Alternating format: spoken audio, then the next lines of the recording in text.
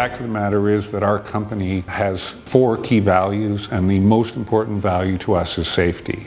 People are attracted to an organization that has a commitment to its values, and so it has been so beneficial for us to have a uniform builder's code that we can adhere to, that forms the basis of our training, because anyone who comes to work at Houle has to be trained in safety before they even step foot in our offices or on a job site. And the first thing we talk about is the builder's code.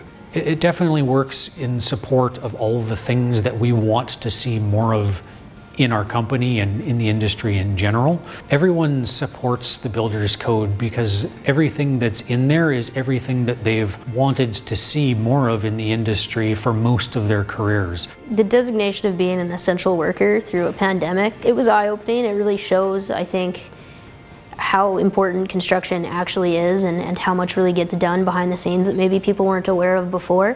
Houle decided to get involved with the Builder's Code because they recognized that as an initiative, it supports some of the concerns that everyone has around actually attracting skilled people to the trades.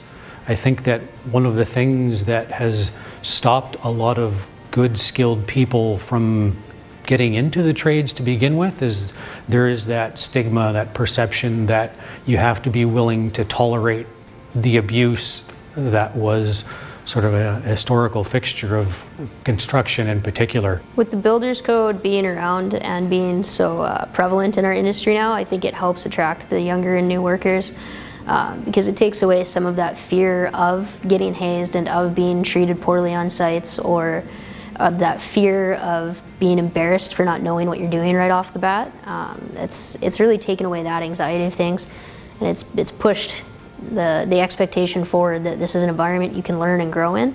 Well, I think that some of those negative aspects like bullying and harassment have survived, well, obviously because they've been allowed to.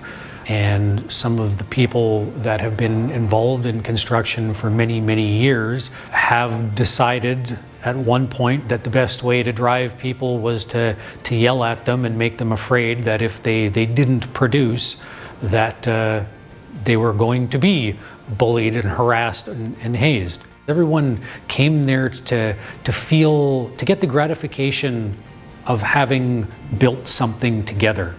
And when that isn't the focus, when the focus instead is on criticizing someone's efforts and those types of things, it's taking away from that feeling, that good feeling that everybody gets of building something together.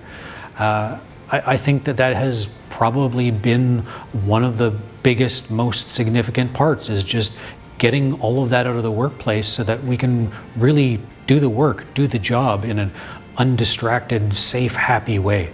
When we've discussed the Builder's Code on site with our teams and our apprentices and our journeymen, we've always had a very positive reaction. We've definitely had no major resistance to the rules or the expectations. Everyone's taking the time to read through the literature and take their time, check out the posters, and they've been good. They've been they're really receptive towards it and really changing the way they approach different scenarios rather than getting angry or frustrated. They're much more patient and thoughtful. I find everybody's taking a step back and giving everything some serious thought. I think that the company decided specifically to get involved with the Builder's Code because it very clearly reinforces what it is that we stand for and the principles that we operate by.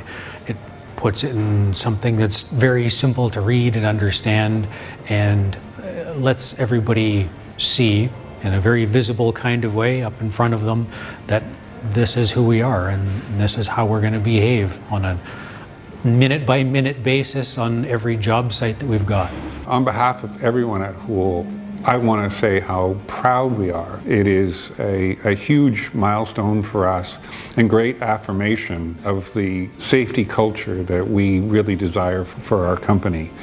And so to have it represented as a sledgehammer seems just so appropriate for the challenges that we face every day in the workplace, and just how important it is to be recognized this way.